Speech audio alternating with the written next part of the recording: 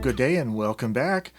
Well, today we have another typewriter video about the Nakajima WPT-150. I have a playlist, I'll link down below, of all the past videos about this typewriter. This is one of the few brand new typewriters you can buy today. I believe Nakajima sells 6 different models. This is the lowest end model. And what I want to do today is make a comparison between it and this other daisywheel machine that's been in my collection for a few years. This is the Brother SX-4000. This particular machine dates back to 1997, and Brother made these roughly between 1995 and 2005. They made them for about a decade. There's a lot of them still out there on the used market. These are fairly closely similar featured typewriters. I would say actually the WPT-150, the next model up from this, is probably a little bit closer to the Brother because the Brother has an LCD display. The 150 doesn't, but the 160 does. But these are the two I have in my collection. I thought we would go through and just compare the two machines because you could find pretty easily probably one of these on the used market. And I'm really surprised, by the way, at how good of a condition it is in. But you could also buy one of these brand new. So you might want to decide for yourself, which one do I want? We're going to talk about that today, so stay tuned. Well, as far as the size and weight of them, the footprint that both of these machines make on the table are about the same. The heights with this keyboard cover, paper support folded down, and this folded down, the heights of them are very close also. I think the main difference is actually the weight. This is about 3.9 kilograms for the Brother, and it's about 4.8 kilograms for the Nakajima, which kind of surprises me because you would think a newer electronic device is going to be maybe cheaply made and maybe weigh less, but it actually weighs more, which is interesting. Now, one other significant difference that you can probably tell just by looking at both of these is the keyboard for the Brother is noticeably higher off the table than the keyboard is for the Nakajima. Nakajima is definitely lower, and you might prefer that if you are used to a modern laptop computer that is very thin, close to the table. The Brother is certainly higher off the table, but on the other hand, one of the other differences I find is the key tension. How hard it is to hit the keys on the Brother is just a little bit stiffer than on the Nakajima, which means the Nakajima with a lighter touch on the keys. For my sloppy, imprecise typing, I find it's easier for me to make typos on the Nakajima if I'm being sloppy and sort of partially resting my fingers or my hands a little bit heavier on the keys than I should. So there are certainly 2 different heights above the table noticeable there, and you might prefer one over the other. Okay, so I last used the Nakajima couple months ago when I made the last Nakajima video. I hadn't used the Brother in quite a while before that, so I went ahead and typed up a list of comparison points on the Brother just to get a little bit of experience with it. And also, this morning I typed up a one-type page for One Type Page blog on the Nakajima just to familiarize myself with it as well. So with that, I have 11 different bullet points we're going to go over, just talking about the differences between both of these machines. And if you want to have a much more detailed review of each of these separate machines, I'll include links down below to videos about each one. Okay, point number 1, and I mentioned this earlier, the keyboard of the Brother SX-4000 feels a little stiffer. The keys have a little bit more resistance than on the Nakajima. The Nakajima feels a little lighter, and for my heavy-handed use at times when I'm not used to this machine, when I first get it again out of storage and start using it, I find that it's easy for me to press a little bit too hard, like right there, and I end up printing something that I didn't want to print and have to erase it there. So, a little bit nicer keyboard feel, I think, on the Brother. And I'm going to pull that down just so I don't hit it. Oh, by the way, in case you're not familiar with this, this is not only the paper support, but it doubles as the keyboard cover for storage. I'm just going to put it out of the way. Okay, point number 2. So the WPT-150 has a dedicated index and reverse index keys, whereas with the SX-4000, you have to use the green code key in conjunction with the 0 and the P, or the O and the P key, which is reverse and index. And what indexing is just moving the paper up. So this is reverse indexing and this is indexing. On both of these machines, one click is half a line because these are half line machines. On the Brother, you have to hit the code key and hit these to do the indexing. Okay, the WPT-150, the Nakajima, has a dedicated margin release key. It's right over here in the very top left corner of the keyboard, right next to the green power light. It's very easy to find and very easy to use. But on the Brother SX-4000, you have to use the blue Alt key, and it is one of these alternate functions on the number keys. It happens to be MREL is the number 3 key. And I keep having a problem when I need to do a margin release. I keep having a problem with not being able to easily find this key on the Brother because there's a whole row of blue functions and MREL is right next to L, MAR, and RMAR, left and right margin. So I have to stop, look at the keys, and read the labels, and okay, that's where that margin release is. So it's just a little bit more of a faff with the Brother trying to get to the margin release, whereas the Nakajima has a dedicated key, much easier to use.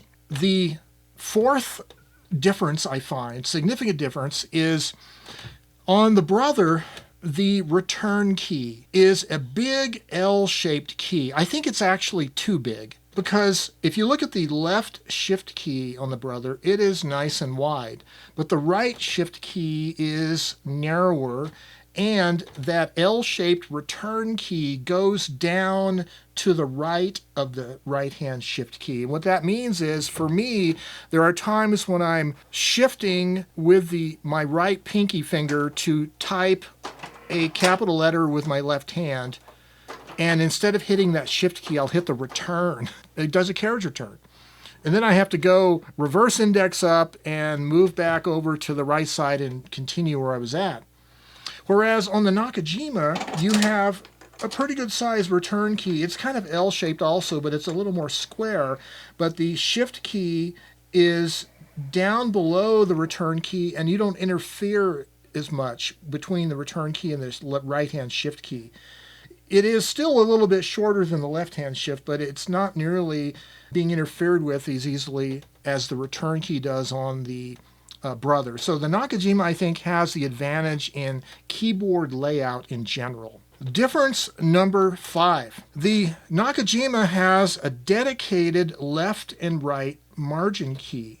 It has a right margin key here, right below the left-hand shift key, and the left margin right next to it. Dedicated margin keys. Whereas on the Brother, you have to use that blue Alt key with these number functions up here. So the number 4 is the left margin, number 5 is the right margin, right next to the number 3, which is your margin release. So again, it's a little bit more of a faff. You have to kind of remember, look for it up here, and then, oh, it's blue, I have to hit the blue button along with it, whereas they're just dedicated keys. Again, Nakajima has better keyboard layout. So difference number 6. Well, if you're used to modern computer keyboards like Windows keyboards or Mac, you'll notice that you don't have a shift lock key on a computer keyboard these days. You have a caps lock.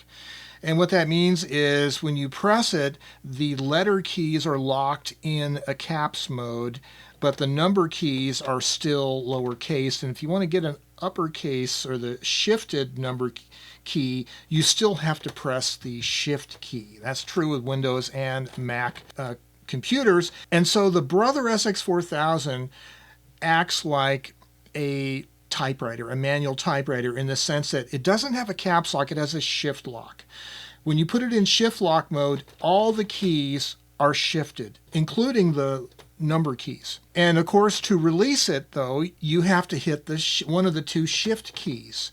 So a computer keyboard, you have to release the caps lock by hitting it again. On the Brother typewriter, to release the shift lock, you hit either of the shift keys again, and that becomes, for me, a source of making errors, because I'm used to typing on a computer keyboard, and if I've done a shift lock on one of these typewriters and I hit the shift lock key again thinking I'm in lowercase now, I start typing again. Oh, it's still in uppercase. I have to go back and do a correction, hit the shift key to put it back in lowercase. Okay, the Nakajima has the same behavior as the Brother, but it has an alternate mode called caps.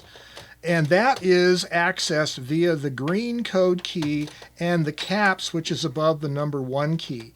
If you put it into caps mode, it'll be shifted into uppercase letters, capital letters, but the number keys will still be unshifted, just like a computer keyboard. And that way you can type an entire line of uppercase letters and still be able to do the numbers. But to clear that mode, you have to hit the code and the caps, which is the number 1 key, again to get out of that mode. And when you're doing the normal shift lock mode on the Nakajima, just like the Brother, shift lock locks it. There's a red light telling you it's in the shift lock, and you have to hit a shift key, either left or right shift key, to get out of it. So it has that same behavior as the Brother, but at least it offers you a caps lock alternative if you are used to that.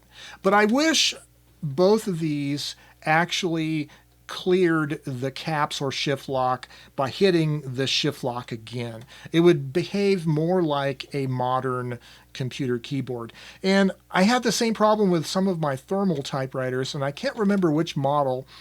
It might have been the later Canon TypeStar 220 that operates more like a computer keyboard.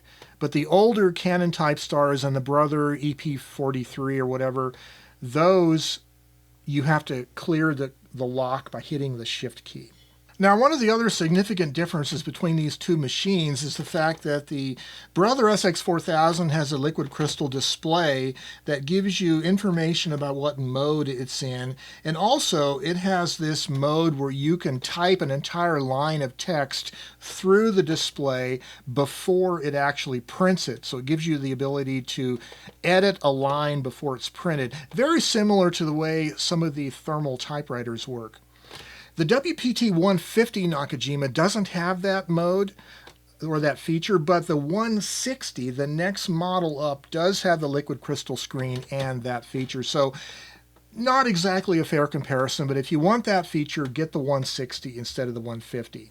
So difference number 8, the SX-4000 Brother typewriter, you can remove the print wheel without first removing the ribbon cartridge. But on the Nakajima, you have to remove the ribbon cartridge first before you can take out the print wheel. So that is definitely an advantage on the Brother's side of it. Related to that is difference number 9, which is the Nakajima print wheels. Once you do take out the cartridge and pull the lever back to get the print wheel, you have to just grab the print wheel by the plastic pedals where the letters are. Whereas the Brother cartridge has a little plastic clear handle that you can actually pull the cartridge out by. Those two things are definitely advantages to the way the Brother is designed. So difference number 10 now is that the SX-4000 has a built-in spell check dictionary. And when you first turn it on, it's in spell check mode,